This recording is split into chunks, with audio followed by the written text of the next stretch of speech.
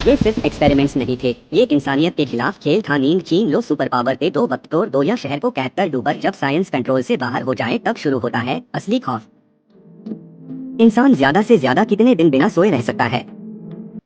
यह लड़की पिछले 3 दिनों से बिल्कुल नहीं सोई है, क्योंकि अगर वह जरा भी सो गई तो उसकी तुरंत मौत हो जाएगी। लेकिन अगर वह 5 दिन तक नहीं सोती तो उसे 5 लाख का इनाम मिलेगा। असल में शियाओ मेई और उसके 3 दोस्त एक नो स्लीप एक्सपेरिमेंट में शामिल हुए थे। चौथे दिन भ्रम होने लगे। एनाटॉमी क्लास में शियाओ मेई ने देखा कि सामने रखी लाश अचानक हिलने लगी। छोटे बालों वाली लड़की को सड़क पर चलते हुए लगा कि कोई उसका पीछा कर रहा है। साफ था कि 4 दिन बिना सोए रहने से सबकी मानसिक हालत टूटने के कगार पर थी। वे सब स्कूल की कैंटीन में मिले।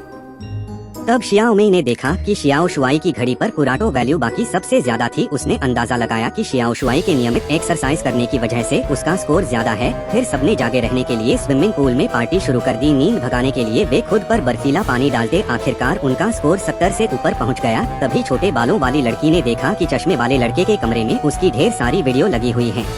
यह देखकर वह बेहोश हो गई। अगर वह 1 मिनट से ज्यादा सो जाती तो उसकी मौत तय थी।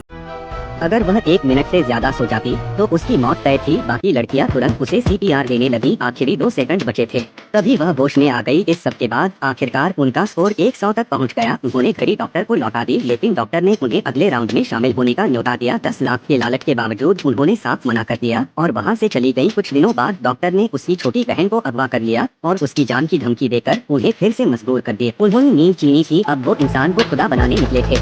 आदमी ने जैसे ही एक सुपर पावर वाली दवा निकली, लोग कुछ समझ पाते उससे पहले वह आग का इंसान बन गया। दाशियों यह देखकर तुरंत बंदूक निकाली और उस पर फायर किया, लेकिन उस पर कोई असर नहीं हुआ। अब वह पूरी तरह भड़क उठा और दोनों के बीच हाथापाई शुरू हो गई। दाशियों सीधे मुकाबले में आग वाले इंसान से जीत नहीं सकता था। उसने एक चाल चली, वह उसे बाथरूम तक ले गया, तुरंत खोल दिया, अपनी जैकेट को पानी में भिगोया। जैसे ही आग वाला आदमी पास आया उसने गीली जैकेट उसके सिर पर डाल दी और उसे पानी में दबा दिया। उसने पूछा, ये दवा कहाँ से ली? असल में दाशियों कोई तस्कर नहीं था, वह खुद इन सुपर पावर ड्रग्स की जांच कर रहा। लेकिन आग वाला आदमी वहीं पर फट गया। सुराग खत्म हो चुका था, लेकिन जाते जाते वह उसका मोबाइल लेकर चला गया। चैट रिकॉर्ड से उसे एक और सप्लायर ब्लैक गर्ल का पता चला। वह वहां पहुंची। दाशियों ने उसका गला पकड़कर जबरदस्ती कार में बैठा लिया। उसने बंदूक तान दी। मजबूरी में उसने सप्लाई की जगह बता दी। रास्ते में दाशियों ने बताया कि उसकी बेटी बचपन से कभी बीमार नहीं हुई, उसकी शारीरिक क्षमता भी असाधारण थी, जैसे वह जन्म से ही सुपर पावर वाली हो। लेकिन जब बुरे लोगों को यह पता चला तो उन्होंने उसकी बेटी का अपहरण कर लिया और कुछ ही समय बाद बाजार में ये सुपर पावर दवाएं आने लगी। जब दाशियों वहां पहुंचा तो देखा कि वहां सुपर पावर का प्रदर्शन हो रहा था। एक लड़की ने जैसे ही दवा निकली उसकी आंखों की पुतलियां फैल गईं। उसकी शक्ति बद थी। जब सब लोग शो में खोए हुए थे, दाशियों ने एक बड़े आदमी को बंधक बना लिया। तभी पुलिस अफसर शियाओ शुआई वहां पहुंचा। वह अभी भी दाशियों को ही असली अपराधी समझ रहा था। दाशियों सफाई दे ही रहा था कि उसी बड़े आदमी ने ही सुपर पावर की दवा निकल ली। पावर मिलने के बाद वक्त ने भी इंसान से बदला लेना शुरू कर दिया।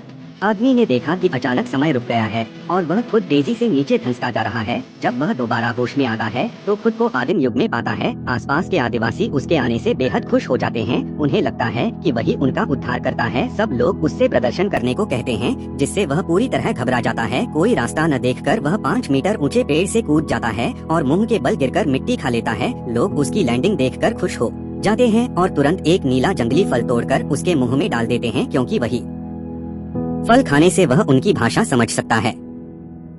फिर वे उसे मंच पर ले जाते हैं, उसे एक बड़ी तलवार भेंट करते हैं और कहते हैं कि वह उनका नेतृत्व करे और नरभक्षी सुअरों को भगाए। वह साफ कह देता है कि वह कोई मसीहा नहीं है, लेकिन उसके मना करने पर वे उसे ऊंचाई से नीचे फेंकने की धमकी देते हैं। मजबूर होकर वह मान जाता है और अपनी जान बचा लेता है। कमरे में जैसे ही एक बड़ा तरबूज उठाता है, वह फिर से आधुनिक दुनिया में लौट आता है। वह घर पर कसरत शुरू कर देता है और फिर से आदिम युग में पहुँच जाता है। लेकिन रास्ते में नरभक्षी सुअरों के गुर्गों से सामना हो जाता है। वह अपनी खुद की बनाई तलवारबाजी से लड़ने का फैसला करता है। से एहसास होता है कि वह अकेला कमजोर पड़ रहा है। वह अपने कबीले को मदद के लिए बुलाता है, लेकिन एक बार में वह एक दुश्मन को गिरा देता है। दूसरा दुश्मन गुस्से में जमीन से मिट्टी उठाकर उसके ऊपर फेंक देता है, जो उनके कबीले के खिलाफ युद्ध की घोषणा थी। वह तुरंत फिर से आधुनिक दुनिया में लौटता है, घर पर बैठकर युद्ध की योजना बनाता है और जल्द ही नरभक्षी सुअरों के साथ असली युद्ध शुरू हो जाता है। जब वक्त टूट जाए तो दुनिया की दीवारें भी गिर सकती है या फिर तुम्हें हमेशा के लिए कैद कर सकती है। दोनों ने एक अजीब घटना देखी। बाहर लाल रंग की बारिश हो रही थी। एक सुंदर लड़की ने जिज्ञासु होकर हाथ बढ़ाया, लेकिन यह लाल बारिश त्वचा को जला देती थी। लड़की ने दरवाजे और खिड़कियां बंद कर ली। वैज्ञानिक शाओमी ने रिसर्च करके पता लगाया कि यह समुद्री शैवाल की असामान्य क्रिया का परिणाम है। पूरी टीम ने सुरक्षा उपकरण पहनकर झील के किनारे जाकर पानी पर रासायनिक एजेंट छिड़कना शुरू किए। लगभग 1 दिन और 3 रातों के प्रयास के बाद लाल बारिश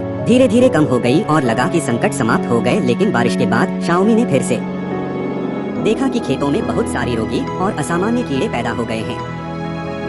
अब फसलों पर धीरे धीरे कीड़ों के अंडे जमा होने लगे थे, इसलिए सभी ने इन्हें आग से खत्म करने का निर्णय लिया। लेकिन इसका मूल्य बहुत बड़ा था। खेत एक ही झटके में जल गया, इसलिए उन्हें अन्य विकल्प खोजने पड़े और दाशोंग ने अपनी उड़ान तकनीक का इस्तेमाल किया। हवाई जहाज उड़ा और फसलों पर लगातार रसायन छिड़कता रहे, लेकिन आखिरी खेत पर रसायन छिड़कते समय दाशोंग की गलती से विमान का दाहिना पंख दीवार से टकरा गया। ऐसा लगा कि अब उसका हाल खराब है, लेकिन उसने शांत रहकर सुरक्षित लैंडिंग की और बुरी चोट नहीं लगी। अगले दिन दीवार की सतह बर्फ से ढक गई और युवक जिज्ञासु होकर हाथ लगा देता है।